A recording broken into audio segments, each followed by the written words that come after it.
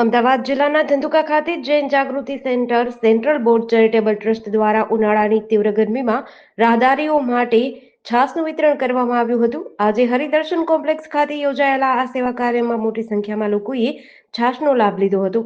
આ અભિયાનના ભાગરૂપે પ્રથમ દિવસે ભીંડી બજારમાં અને બીજા દિવસે બિરલા 4 રસ્તા પાસે સેવા આપવામાં આવી હતી, જ્યારે ત્રીજા દિવસે હરિદર્શન કોમ્પ્લેક્સ ખાતે લોકો માટે તાજગીભરી છાસનું વિતરણ કર્યું હતું। આ સેવા કાર્ય માત્ર તરસ બુઝાવવાનું સાધન નથી, પરંતુ માનવતા, દયા અને પરોપકારનો સંદેશ છે। દિવસ 3ના આ શુભ પ્રસંગે જૈન જાગૃતિ સેન્ટરના સભ્યોએ પોતાના સમય, શ્રમ અને લાગણીથી આ કાર્યને સફળ બનાવ્યું। ખાસ કરીને જૈનમ થાઈચા, ધાર્મિક બગડિયા, આગમ અક્ષત અને બિપિનભાઈ સહિત જૈન સમાજના યુવાનો જોડાયા હતા।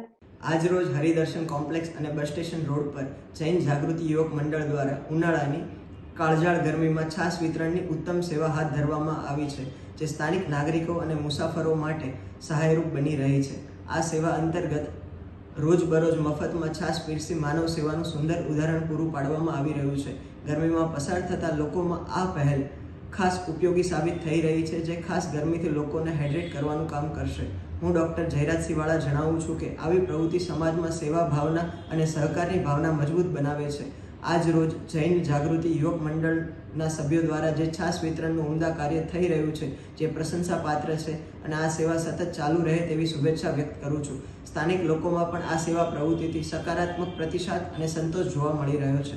જૈન જાગૃતિ સેન્ટર ધંધુકા દ્વારા નિઃશુલ્ક છાશ કેન્દ્રની શરૂઆત કરવામાં આવી છે। આજે દિવસ દરમિયાન ત્રીજો દિવસ છે, જેમાં સળંગ ત્રીજા દિવસે આજે 300 થેલી રોજની 300 થેલી છાશનું અવિરત અમારું નિસ્વાર્થ સેવા કાર્ય ચાલુ છે, જેમાં આજુબાજુ નીકળતા ગામના યુવાનો, ભાઈઓ, બહેનો, માતાઓ તરફથી અમને ખૂબ સારો પ્રતિસાદ મળ્યો છે અને સળંગ અમારી ઈચ્છા છે 1 મહિના સુધી આ નિઃશુલ્ક સેવા કેન્દ્ર અમે ચાલુ રાખીએ।